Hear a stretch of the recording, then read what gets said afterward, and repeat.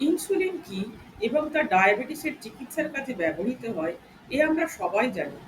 বিশ্ব স্বাস্থ্য সংস্থা WHO এর অনুমান অনুসারে বিশ্বব্যাপী ৮৩ কোটি মানুষ ডায়াবেটিসে আক্রান্ত। এর মধ্যে চীনে ডায়াবেটিক পেশেন্টের সংখ্যা সব থেকে বেশি, প্রায় ১৪.০৯ কোটি। দ্বিতীয় স্থানে রয়েছে আমাদের দেশ ভারতবর্ষ, প্রায় ৭.৪২ কোটি।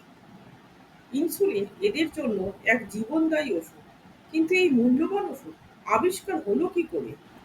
১৯২১ সালে টরেন্টো বিশ্ববিদ্যালয়ের ফ্রেডরিক ব্যান্টিং এবং চার্লস বেস্ট ইনসুলিন আবিষ্কার করেন।